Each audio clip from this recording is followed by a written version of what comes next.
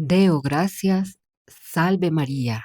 Muy buenas noches, queridos amigos de Radio María. Estamos al aire nuevamente con ustedes compartiendo un sábado más de su programa.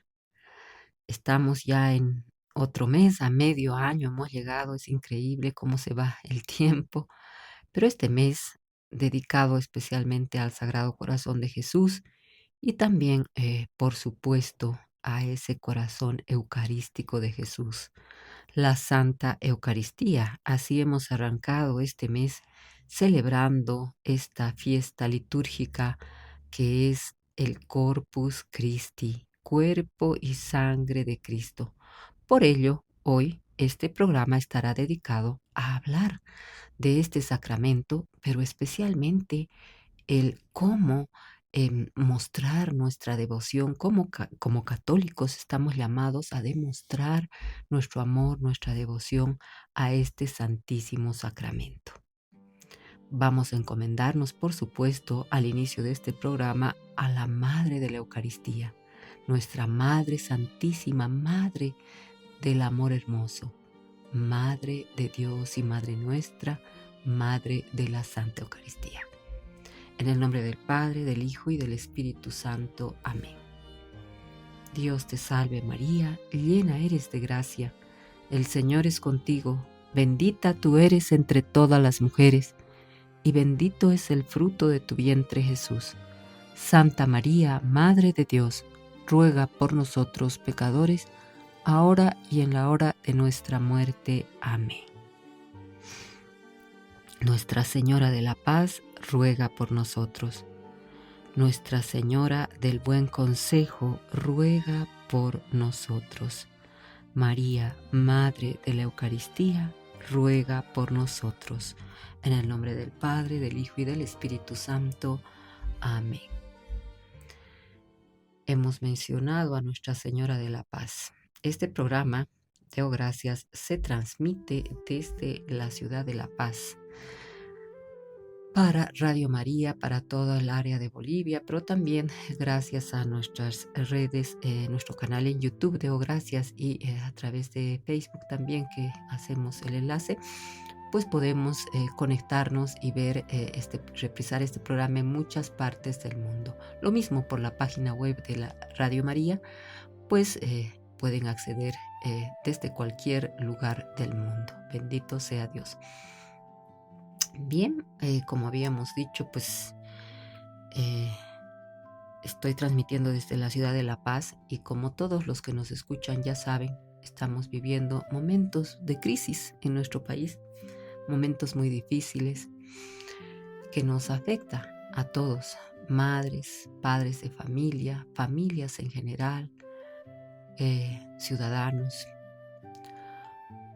pueblo de Bolivia, en todas sus ciudades, porque hay una crisis de política, podríamos decir, que ha acercado nuestras ciudades, imposibilitando especialmente en la fase de gobierno, pues el acceso a todos los que se llama alimentos, insumos médicos, gasolina para transportarnos.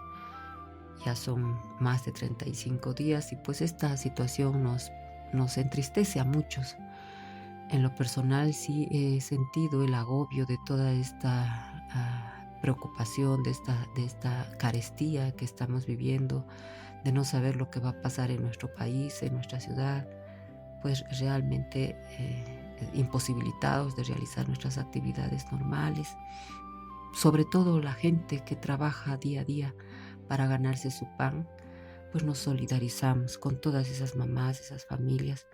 Yo decía en un programa anterior dedicado a las mujeres, al hablar de las virtudes de nuestra Madre Santísima, cómo una mujer pues hace hasta lo imposible para poder, aunque sea quitándose el pan de su boca, pues entregar lo que falte en su casa, a sus hijos, a su familia, ¿no? Hacer lo que sea para poder hacer milagros, entre comillas, para poder tener algo que comer en la casa, porque una mujer es valiente. Una mujer que tiene familia no se queda de brazos cruzados, siempre va a hacer algo para llevar el pan a su casa. Pero en este tiempo que hemos estado viviendo esto, muchas ya francamente podemos darnos hasta por rendidas, porque realmente la situación se ha puesto muy difícil. Y precisamente hoy, al referirnos a este santo sacramento, al corazón de nuestra Santa Iglesia, pues hemos vivido, como les decía, la fiesta de la Santa, el cuerpo y sangre de Cristo. Nos preguntamos cómo honrar la Sagrada Eucaristía, cómo honrar este santo sacramento que, a semejanza de María, tendríamos que acercarnos a la comunión con mucho amor, piedad, devoción. Sabemos que en Bolivia la mayoría todavía continúa siendo católica como fe que profesamos, pero tal vez siendo católicos aún no hemos comprendido la realidad y la verdad a lo que es el sacramento de la Eucaristía. Pues invitarles a que, a semejanza de esta buena Madre María, nosotros quienes profesamos la fe católica, pues acerquémonos a la comunión con amor, con mucha piedad y con mucha devoción. El Catecismo de la Iglesia Católica, en su canon 1387, nos dice que para prepararse convenientemente a recibir este sacramento, los fieles deben observar el ayuno prescrito por la Iglesia con una buena actitud corporal, gestos, vestidos, que esto se manifiesta de esta forma: el respeto, nos dice el Catecismo, la solemnidad, el gozo de ese momento en que Cristo se hace nuestro huésped, porque lo estamos recibiendo dentro de nosotros, en nuestro corazón. Y hablamos de esto al inicio de este programa porque precisamente en el marco de esta solemnidad de Corpus Christi, donde en muchos países lo celebran el jueves correspondiente después de la celebración dedicada a la Santísima Trinidad, o algunos países lo recorren al día siguiente, domingo. En nuestro país, Bolivia, lo hemos celebrado el jueves precisamente, y es feriado nacional, donde todos los que somos católicos tenemos la posibilidad de profesar públicamente nuestra fe, no solo en las celebraciones eucarísticas en cada templo, sino en las procesiones con el Santísimo Sacramento que se instalan en muchos barrios, en muchas diócesis, en muchas vicarías, en este caso también, y pues nos da la posibilidad de participar de todo esto. Hablábamos de cómo vamos a honrar este santo sacramento, la Sagrada Eucaristía.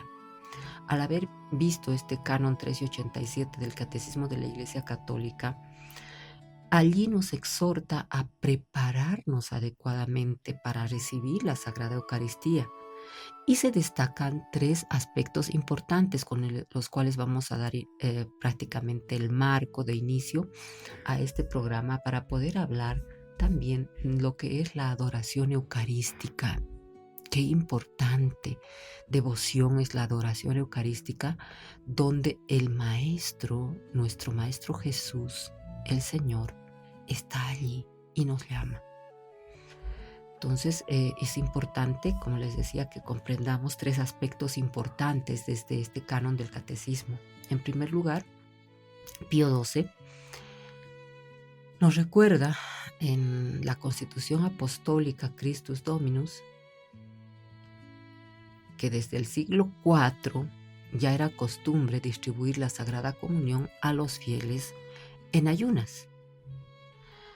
Los concilios de Hipona del 393 y el tercer concilio de Cartago del 397 ya estipulaban que era necesario abstenerse de todo alimento durante un cierto tiempo antes de la celebración eucarística. Esto, por lo normal, yo recuerdo que desde chica y siendo joven tenía que guardar el ayuno desde la noche anterior. Si yo voy a la misa temprano en la mañana, pues ya no como absolutamente nada hasta que he ido a la misa y participado de la comunión. Pero debido a los cambios en la sociedad contemporánea, pues en el 1953 el mismo Papa redujo este tiempo del ayuno, que era tradicional para recibir la Eucaristía, y como les decía, pues comenzaba en la medianoche, a 3 horas en determinadas circunstancias. Posteriormente, mucho más adelante, en 1964, Pablo VI estableció la regla de 1 hora de ayuno como mínimo, como preparación para recibir la Sagrada Comunión, con la excepción del consumo de agua y algún medicamento, ¿no? De aquellos casos de personas que necesitan en determinado horario tomar estos medicamentos, y esto es lo que se mantiene hasta el día de hoy. Los sacerdotes que celebran 2 o 3 misas en un mismo día pueden tomar algo de alimento entre una y otra celebración. Los ancianos, los enfermos y sus cuidadores están dispensados del ayuno. Tales mitigaciones tenían por objeto facilitar la participación de los fieles en el sagrado banquete, especialmente en las misas vespertinas. De este modo se mantuvo inalterable el carácter didáctico de esta práctica. Sin embargo, se trata de una disposición disciplinaria que busca preparar el cuerpo y la mente para la recepción de este pan angelical, como se conoce la Eucaristía, pan de los ángeles. Y ahí hasta se canta, ¿no? El Panis Angelicus. En segundo lugar, el artículo señala una cierta actitud corporal para indicar que los fieles deben presentarse y comportarse durante los ritos eucarísticos de acuerdo con la magnificencia del acto. Habíamos mencionado 3 aspectos del canon del Catecismo de la Iglesia que habíamos leído, donde en primer lugar estamos mencionando el ayuno, esa disposición de estar en ayuno, manteniendo la regla que manda la Iglesia de por lo menos 1 hora antes de comulgar. Segundo lugar, la actitud corporal, para indicar que los fieles deben presentarse y comportarse durante los ritos eucarísticos de acuerdo a lo que realmente vale este acto. La vestimenta debe ser decorosa, por supuesto, y recatada. El silencio sagrado y las genuflexiones no son gestos vanos ni prácticas inútiles que puede imponer arbitrariamente la Iglesia, más por el contrario son expresiones de piedad, de mucha reverencia y alabanza que van predisponiendo a los fieles a una participación activa en el sacramento del altar.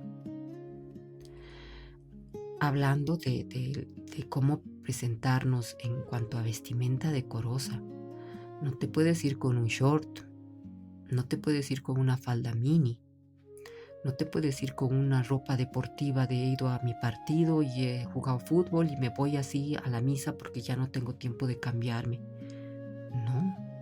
No me puedo ir con unos escotes, ni sin mangas, exhibiendo mi cuerpo de ninguna forma, con ropas ajustadas y todo esto. Eso es una vestimenta decorosa. Si comprendemos a dónde estamos yendo y con quién nos vamos a encontrar, nada menos que con nuestro Dios hecho pan, en la presencia de todo lo sobrenatural que podamos imaginarnos, ángeles y santos, los apóstoles, todos los que se hacen presentes en una celebración eucarística espiritualmente y sobrenaturalmente hablando, nuestra Madre, la Santísima Virgen María, pues tratemos de guardar esta decorosidad, recato y modestia en nuestra vestimenta cuando vamos a cualquier celebración eucarística. El silencio lo mismo, tratar de mantenernos en ese recato silencioso, no estar conversando en la misa. Si es que tenemos con alguien que hemos asistido, ¿no? Guardar esos silencios. Genuflexiones hace referencia a los momentos en que tenemos que ponernos de rodillas, estar de pie. Todos estos gestos tienen un sentido. Santo Tomás de Aquino observa que el culto de latría exige actos externos. A través de estas expresiones vamos dando gracias a Cristo sacramentado y reconocemos que Él, al ofrecerse en las sagradas especies, nos manifiesta un amor infinito. Y por último, la tercera parte. La expresión Cristo se hace nuestro huésped pone de manifiesto el vínculo de divina intimidad establecido con nuestro Redentor. Para que ese hospedaje de nuestro Señor en el templo de nuestras almas produzca una verdadera alegría espiritual, es necesario que estemos en amistad con Dios, es decir, por supuesto, libres de todo pecado mortal. Como nos exhorta vehementemente San Pablo en 1 Corintios 11, del 27 al 29. ¿Qué nos queda sino rogar a María Santísima, en cuyo seno se formó el propio cuerpo y sangre de Cristo, que nos obtenga siempre la gracia de recibir a su amadísimo Hijo en la Eucaristía con las mismas disposiciones de amor, piedad y devoción de su inmaculado corazón? ¡Qué maravilla! Pues bien, entre este culto eucarístico que tenemos que tener o tendríamos que tener todos los que somos católicos, pues es importante entender que la Santa Eucaristía es ante todo una demostración del amor de Dios para con nosotros. Esto nos lo decía Monseñor Joao Escognamiglio Clarías, fundador de los Heraldos del Evangelio, en un artículo en la revista Heraldos del Evangelio, donde nos habla del signo insuperable de amor, signo de insuperable amor que es la Santísima Eucaristía. Es la mayor demostración del amor de Dios para con nosotros. Él ha querido darse a nosotros plenamente para que podamos obtener más de lo que nuestros primeros padres poseían en el paraíso, con vistas a la bienaventuranza eterna. Y hace una relación entre lo que es el alimento natural que todos tenemos, y cuando con mayor razón compartimos este alimento en una mesa en determinadas situaciones, pues compartir una comida con alguien o con un grupo de personas es muy, muy importante, ya que es un excelente instrumento de diplomacia inclusive. Y nos pone un ejemplo, Monseñor. Por ejemplo, Talleyrand, que era un gran diplomático francés, conocía esta regla perfectamente, ya que cuando tenía que defender los intereses de Francia, por ejemplo, ante Alemania o ante Austria, le pedía al rey que le enviara grandes cantidades de vinos, de champán, de quesos, sobre todo los famosos Brie y Camembert. Pues decía que durante una recepción y una conversación los asuntos se resolvían mucho más fácilmente y con éxito siempre. O sea, una recepción, una conversación donde haya de por medio esto de un alimento compartido, pues todo tenía mayor éxito. Llegaba así a buenos acuerdos, en otras palabras. Es así que para celebrar acontecimientos importantes como cumpleaños, graduaciones universitarias o la inauguración de nuevas construcciones, pues por lo general esto es una costumbre de organizar alguna fiesta que se ameniza siempre con algunas otras cosas, pero siempre hay el alimento de por medio. Y esto pues le da, mayor confraternización, mayor sentido, estar en torno a una mesa. Y por ello, Debido a esto, ya trasladando todo esto a la parte que nos corresponde en fe, a la parte eucarística, qué sabio es nuestro Señor, al haber querido quedarse precisamente como alimento, como pan que se comparte. Él, nuestro Señor, allí con su cuerpo, con su sangre, con su alma y divinidad, que se da en alimento en todos nosotros en el mayor banquete ofrecido por Él en una celebración eucarística, en cada misa de la que participamos. Y se da así, en esa forma tan sencilla, tan humilde, como pan blanco, inmaculado, que es compartido con todos aquellos que van con el traje adecuado, que han lavado sus ropas en la sangre del Cordero, en la confesión, que están en gracia para acercarse a recibir a Jesús eucarístico.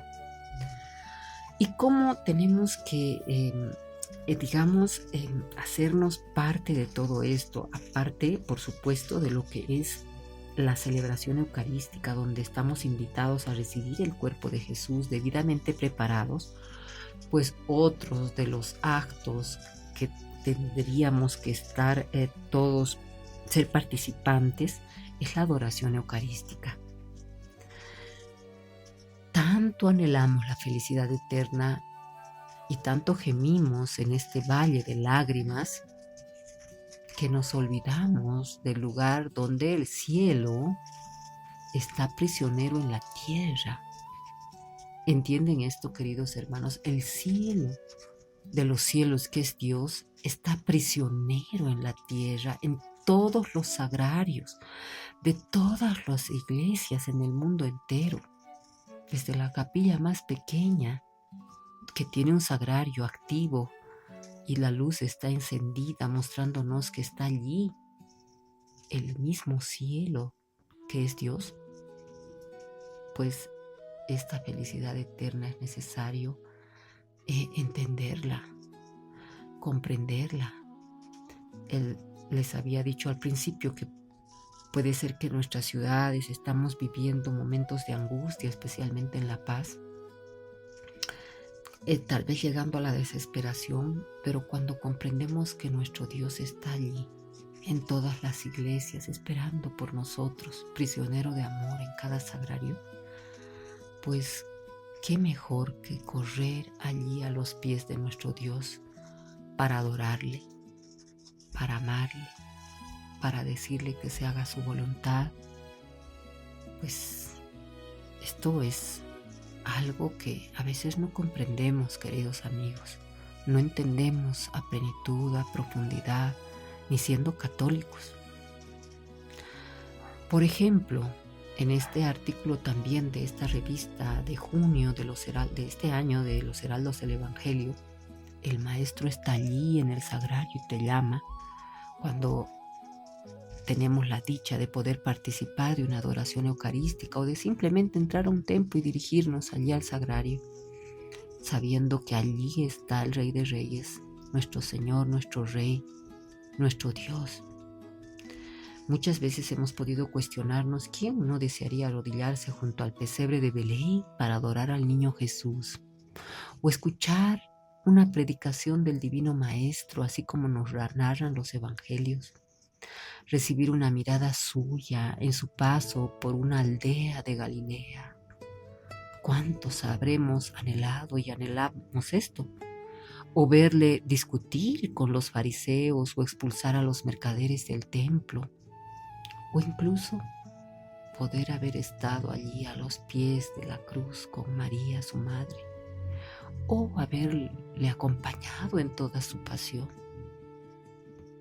Pues se equivocaría aquel que pensara que estamos privados de este trato inefable si conociéramos de verdad quién se halla encerrado en los sagrarios de nuestras iglesias. Pues pareciera que aunque nos llamamos católicos, esto es desconocido para nosotros. Pues si realmente conociéramos quién está encerrado en los sagrarios, exclamaríamos como Jacob: realmente el Señor está en este lugar y yo no lo sabía, nos relata en Génesis 28:16.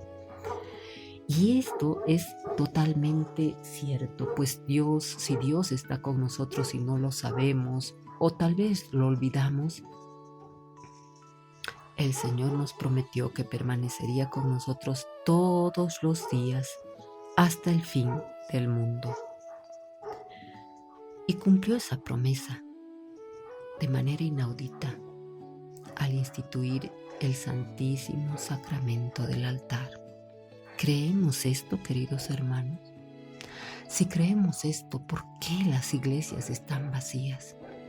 O tal vez se llenan solamente en solemnidades como el Corpus Christi, en la Navidad, en el Día de la Candelaria, en días así específicos, en la Semana Santa, y después nos olvidamos de que Jesús está vivo y presente realmente allí todos los días de nuestra existencia.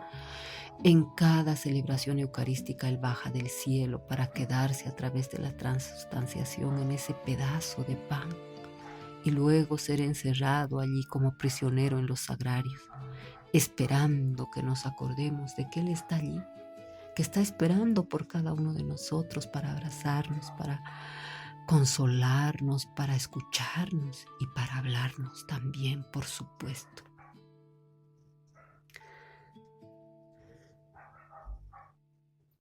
Y si con ardiente deseo el Redentor se nos da como alimento y se nos dio al instituir la Eucaristía en aquella última cena en Jueves Santo, no fue sin gran benevolencia que preparó una sorpresa para sus hijos, la adoración a la Sagrada Hostia. Yo les decía, queridos amigos, que pues sí, las iglesias no están llenas. En las misas de cada día, el domingo puede ser que participe un poco más de gente, pero no en la cantidad de aquellos que nos llamamos católicos. Si en la semana prácticamente las misas están vacías y los jueves que están dedicados a la adoración eucarística, a Jesús Eucarístico y al sacerdocio, y que en muchas iglesias, en muchos templos se hace esta adoración eucarística, tampoco participan. Son muy pocas las personas, contadas con los dedos, que asisten a la adoración eucarística y que están allí una horita adorando al Señor, que está expuesto en la custodia sobre el altar. Muy pocos, queridos amigos. Pareciera que realmente hemos olvidado que Dios vive entre nosotros en la Eucaristía y que está allí aquel que puede solucionar todos nuestros problemas diarios, nuestras angustias, nuestras preocupaciones, aquel que se va a dar en alimento a nosotros, aquel que sabe qué es lo mejor para cada uno de sus hijos. El mejor médico, el mejor amo, el mejor juez, el mejor padre, el mejor hermano, el mejor amigo, está allí, encerrado en el sagrario en todos los templos católicos y que se da cada día en alimento, en cada misa.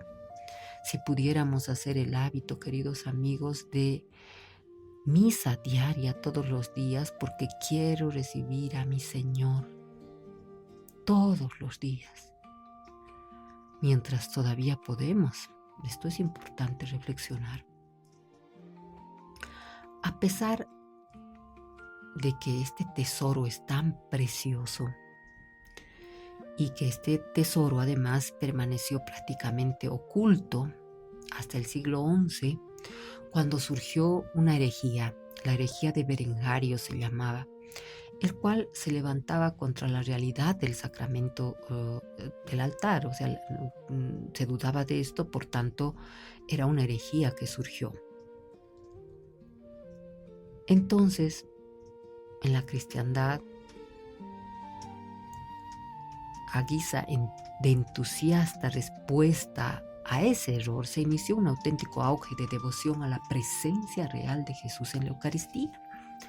Pero nada ocurre en vano, pues Dios prepara el terreno Él mismo sabe lo que está ocurriendo y manda a determinadas personas, almas, con misiones específicas. En aquella época fue cuando la elevación de las especies consagradas adquirió su debida importancia. Estamos hablando del siglo XI. Todos deseaban ver el pan divino y el cáliz de la nueva alianza en ese momento entre todos sacrosanto. En este terreno también labrado para la devoción eucarística, la divina providencia suscitó un heraldo de esta renovada piedad en torno al sacramento del amor, una mensajera de la Eucaristía. Juliana de Cornillon, que se la conoce, nacida en las cercanías de Liege, en Bélgica, en 1193, ella era huérfana desde muy tierna edad. Fue acogida por las agustinas de Montcornillon. La niña no solo floreció en inteligencia y mortificación, sino que se convirtió en un sagrario vivo de amor a los sagrados misterios. Hacia los 16 años que ya tenía ella, mientras se hallaba sumida en contemplación, una visión enigmática se impuso a su espíritu. La luna, en su argenteo esplendor, o sea, se apareció, vio a la luna, ¿no? Así, toda una luna llena, podríamos decir. Mostraba una pequeña grieta oscura que dividía el astro en dos partes. Ella se maravilló con esta escena insólita. La imagen volvía con frecuencia a su mente cada vez que estaba haciendo oración, hasta el punto de pensar que se trataba de una tentación. Tras años de prueba, Cristo finalmente le reveló que la luz era la iglesia presente, mientras que la hendidura en la luna simbolizaba la ausencia de una fiesta, la cual en adelante él deseaba que sus fieles en la tierra la celebraran. Y a continuación de todo esto, pues el Redentor le reveló que sería necesario conmemorar una vez al año la institución del sacramento de su cuerpo y sangre, de una manera más solemne que la que se hace en el Jueves Santo, cuando la iglesia se recoge para recordar el lavatorio de los pies y se prepara para la pasión. Van a creer, queridos amigos, que Juliana, hoy santa, se resistió durante más de 20 años a aquella misión divina de promover la institución de la fiesta dedicada a la Eucaristía, movida no por negligencia, sino por una profunda conciencia de su propia indignidad. Demostrando una prudencia ejemplar y evitando cualquier precipitación, esta religiosa buscó el discernimiento de la Iglesia antes de hacer públicas sus visiones. Oculta bajo el velo del anonimato, confió estas revelaciones a Juan de Lausana, a quien tenía por santo, pidiéndole que la sometiera al escrutinio de eminentes teólogos. De esta manera, esta Santa Virgen siguió el modelo apostólico de San Juan, que sometió al consejo de los demás la veracidad del Espíritu.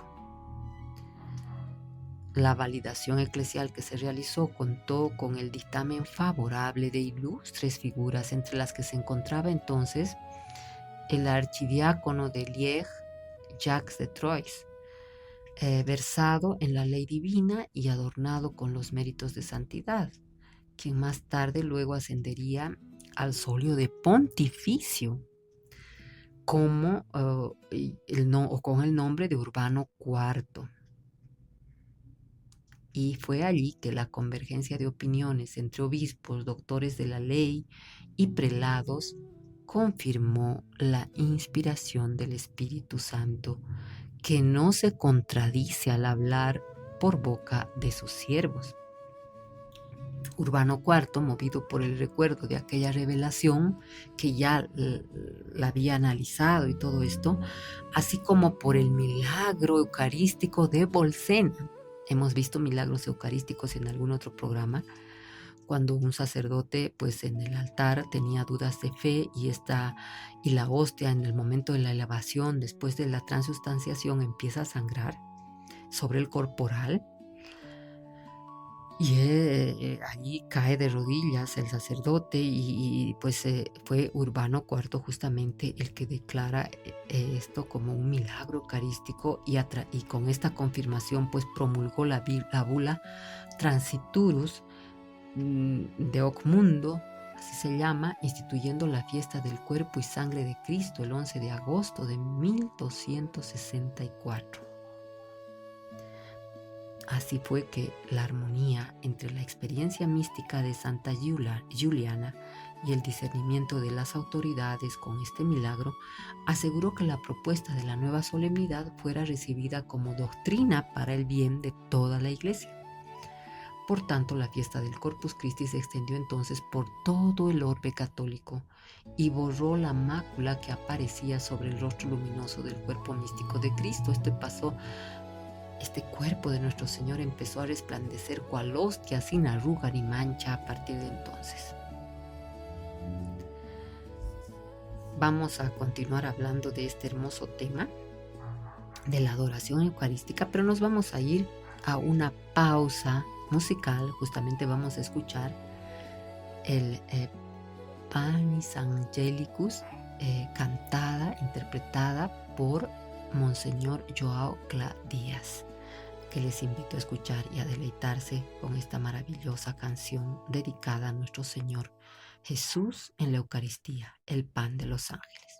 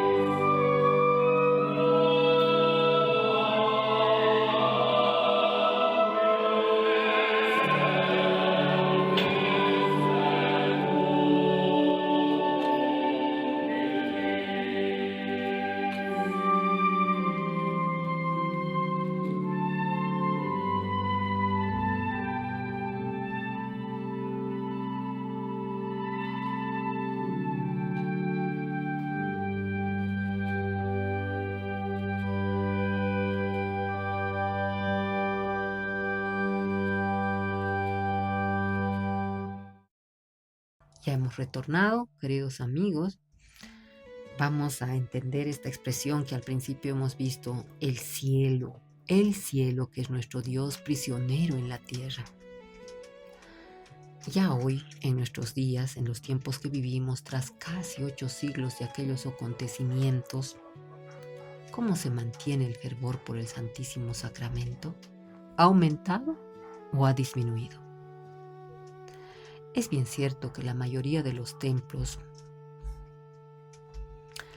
que están dispersos por millares en lugares recónditos de todo el mundo, en valles, en islas, en montañas, en rincones y recovecos de la tierra, en nuestro país que tiene tanta diversidad de lugares, desde los Andes montañosos hasta el oriente y los llanos tropicales, en todas partes hay templos católicos que albergan en su interior a aquel que el universo no puede contener. Pero ¿cuántas almas son las que conscientemente lo buscan? Él ha llenado el mundo con su presencia y nosotros tantas veces hemos vaciado sus santuarios con nuestra indiferencia. San Pedro Julián Eymart, ya en su época, lamentó la ausencia de fieles de Jesús Hostia y decía: nuestro siglo está enfermo porque no se adora. Y por eso, precisamente, amigos, si incrementáramos la adoración eucarística en nuestros templos, en todos los templos, triste es decir que no en todos los templos se hace adoración eucarística, en algunos tal vez una vez a la semana, pero si incrementáramos esto, sí conozco algunos lugares donde se adora mañana, tarde y noche, perpetuamente, podríamos decir, todos los días, de lunes a domingo. En mi ciudad, La Paz, conozco un solo lugar donde se hace esto. Pues tendría que haber en toda Bolivia más lugares de adoración eucarística perpetua y no dejar solo a nuestro Señor. Necesitamos muchos fieles en cada hora de adoración, o por lo menos una persona en cada hora allí en aquellos lugares donde el Señor está expuesto, esperando por cada uno de nosotros.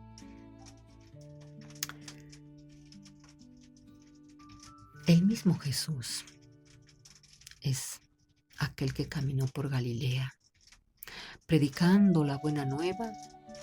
Ese Jesús está presente.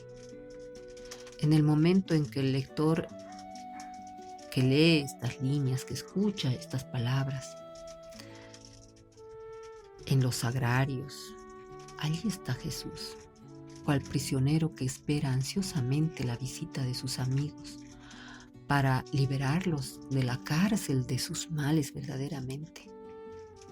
Si hubiera más adoración en nuestro país, tengan la certeza de que nos iría mejor, queridos amigos. Siempre he dicho, y esto es ya mi pensamiento personal, que todo lo que vivimos en penurias como las que estamos viviendo en Bolivia, políticamente hablando, socialmente, económicamente, a todo nivel, familiarmente inclusive, todo llegaría a buen recaudo si nuestros corazones, de los que nos llamamos católicos, pues se transformaran, si acudiéramos al Rey de Reyes, si visitáramos más a Jesús sacramentado, si lo comulgáramos más, si participaríamos más en gracia de la Santa Misa y la Santa Comunión.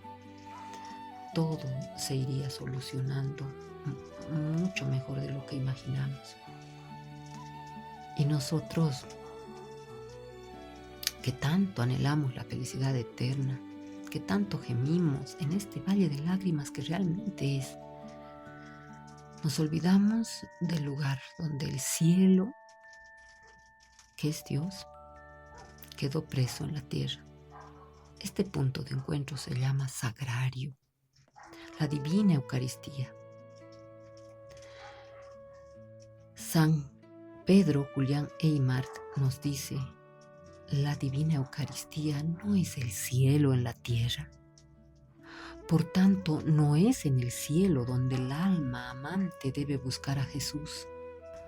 No es el momento ni el lugar para ello, sino precisamente en el Santísimo Sacramento. Al llamar a la puerta de tan augusto prisionero, podríamos recibir todas las dádivas del Rey del Universo. Así como quien se expone a los rayos solares, por supuesto, se quema sin más esfuerzo, recibe su calor y se quema si está mucho rato, se tuesta un poco, que el adorador del Santísimo Sacramento, aún quieto y en silencio, es transformado en brasa de incensario. Su rostro se ilumina, su mirada se vuelve clara, pues Jesús hostia desborda en dones sobre todos los que lo visitan. No vemos nada tal vez, ni sentimos, pero Jesús Eucaristía se desborda en gracia y dones sobre todos los que lo visitan. Y ni siquiera quienes no le hablan pueden huir de su bondad, aunque no le digamos nada, aunque estemos en silencio, en su presencia. Solo escapan en efecto aquellos que no se exponen a la luz divina, que emana de la custodia o del sagrario. Imagínense lo que nos estamos perdiendo si no asistimos a adorar a nuestro Señor en el Santísimo Sacramento. El sueño de Jesús en la barca y lo que esto significa. Este hecho recogido en el Evangelio de Mateo 8, 23 al 27 ejemplifica mediante una tempestad la situación de quienes, teniendo al Señor tan accesible a nuestra disposición, lo echan todo a perder. Recordemos, Jesús navegaba en una barca con sus apóstoles. De repente el viento empieza a silbar, una tormenta. Las nubes se cargan de negrura y en poco tiempo se descargan los torrentes de lluvia sobre las agitadas olas del mar. ¡Ay del pobre barco! Tiembla y se balancea, cruje y se inclina, se descontrola. En la popa, el Divino Maestro duerme tranquilamente, recostado sobre un almohadón. Sus discípulos, más temerosos de despertar al Señor que de perecer en las olas, intentaron por sí solos salvar la embarcación del naufragio, pero todo fue en vano. Ya no resbalaban en la cubierta, sino que nadaban en ella. Imagínense la cantidad de agua que había. Más de una vez, alguno casi cae en aquellas aguas turbulentas. Esa embarcación pues representa nuestra alma y la Santa Iglesia, que es la barca de Pedro, no por la fuerza de los navegantes, sino por la del Divino Maestro que habita en ella. Esta nave debe vencer cualquier torbellino que se le presente. En efecto, olas de persecución azotan a nuestra iglesia. Las peores cosas de todos los tiempos pueden estar devorando y se desploman sobre la iglesia. Vientos de odio y silbidos calumniosos rascan el aire. Algunos discípulos resbalan y son engullidos por oscuros torbellinos. ¿Por qué en estos momentos no acudimos a Jesús?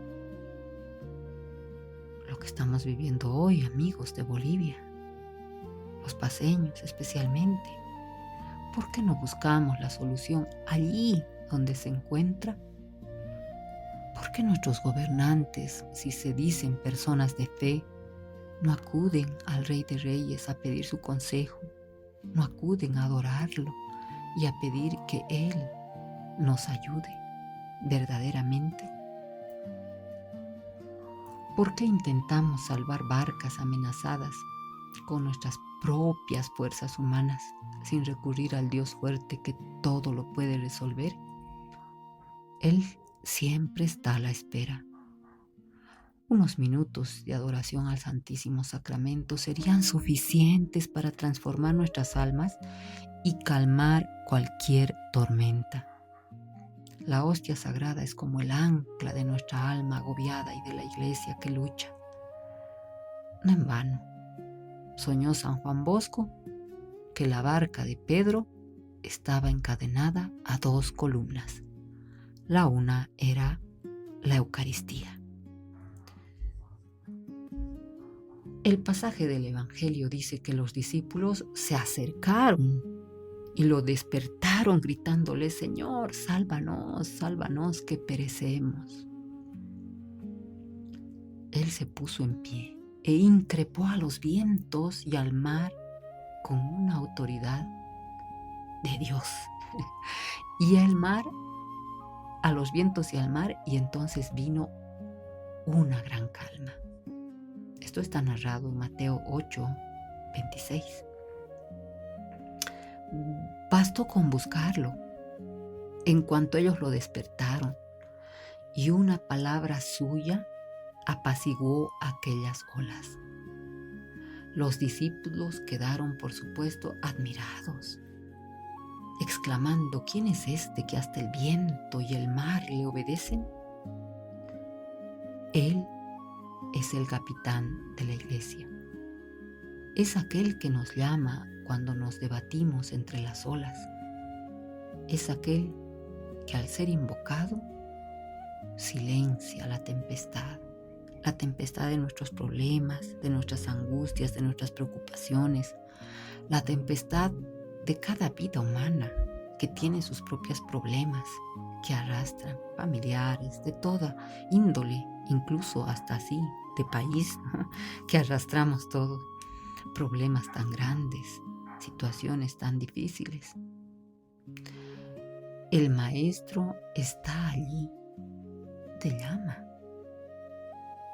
He aquí la invitación que se nos hace continuadamente, desde el interior de los sagrarios o expuesto en las custodias, como el día de Corpus Christi, que salió por las calles de nuestras ciudades, derramando bendiciones y dones a quienes estaban allí en las procesiones, en los caminos.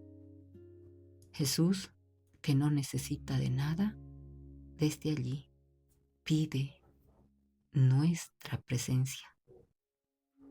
¿Y qué nos toca a nosotros? ¿Vamos a privarnos de tan augusta compañía? Yo creo que esto es importante, queridos amigos, importante que reflexionemos, que meditemos profundamente, que Él siempre nos está invitando desde cada sagrario. ¿Qué nos cuesta cuando pasamos por un templo católico y está abierto? Pues entrar un momentito a saludar a nuestro Señor Jesús, unos minutos. En esos minutos pueden estar las respuestas a tus problemas. En esos minutos de amor que tú expreses al saludar a nuestro Señor Jesús, prisionero de amor, en ese sagrario, pues puedes encontrar las respuestas a tus problemas. O recibir simplemente aquellos dones, aquellos regalos que el Señor quiera darte en tu corazón, en tu alma, en tu vida toda. Pero nos olvidamos, queridos amigos. Hagamos el esfuerzo por que este alimento de verdadera sabiduría, signo de insuperable amor, comida y alimento que fue creado por Dios mismo, a fin de que el hombre se sirva de ella para conocer y amar más a su Creador.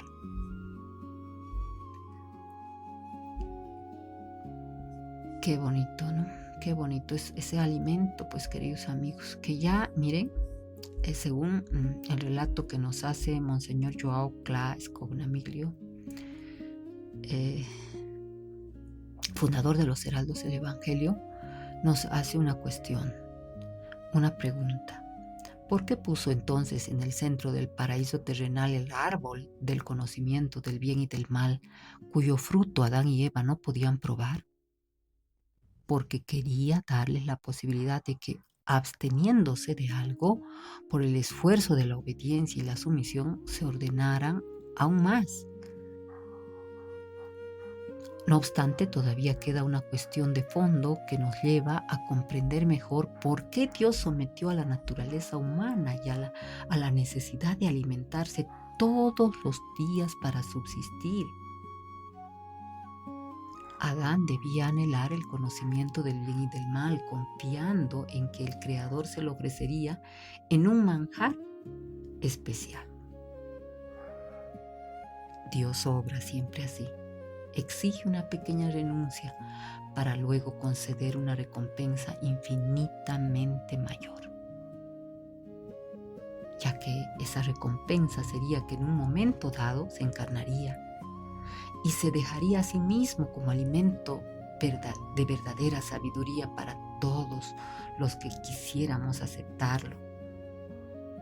En efecto, aunque el hombre no hubiera pecado, la Eucaristía habría sido instituida, pues ese era el plan divino desde la eternidad. Y se habla del gran milagro. Y precisamente la Eucaristía es ese gran milagro. Cada Santa Misa es el gran milagro donde Dios se hace pan. Dios obra este milagro, no para los creyentes, sino para los que dudan. Mi fe no exige que lo vea y no quiero perder el mérito. Creo plena y firmemente. Tengo esa convicción cuando voy a cada misa, cuando voy y lo recibo en la Sagrada Eucaristía. Esta presencia se sigue manifestando hasta el día de hoy. En toda celebración eucarística hay esa posibilidad de que nuestros ojos de la fe lo vean. Y para los que no creen, pues aún nos deja pruebas de su presencia en los conocidos milagros eucarísticos de los que también hemos hablado en un programa íntegramente. Pues queridos amigos, simplemente ya estamos llegando al final del programa. Invitarles nuevamente a que escuchemos la voz del Señor que nos llama y nos espera. Allí, no solo en la celebración eucarística donde se nos da la posibilidad de recibirlo y comulgarlo, sino en aquellos momentos de adoración que podamos hacer, visitando a Jesús Eucaristía en los sagrarios, pero también participando de las celebraciones que se hacen los jueves, generalmente, la adoración eucarística. Hagamos esto, y si no hay en mi parroquia, queridos amigos, pues como católicos activos y practicantes, pues formemos grupos de adoración eucarística en nuestras parroquias, motivemos a nuestro párroco para que se realice. A veces el párroco está esperando que nosotros como laicos pues tomemos la iniciativa y nos organicemos para realizar la adoración eucarística, que los grupos se turnen en la parroquia durante el mes para ir realizando las adoraciones, acompañando en realidad las adoraciones, porque es el sacerdote el que expone el Santísimo Sacramento. Entonces, ánimo, queridos amigos, que en todas las iglesias, en todos los templos de nuestro país, se instituya la adoración eucarística, y si pueden haber lugares de adoración perpetua, bendito sea Dios, ya que Él es el único que puede sanar nuestros corazones, nuestras almas, nuestras vidas, nuestras familias y nuestro país. Deo gracias, queridos amigos. Salve María.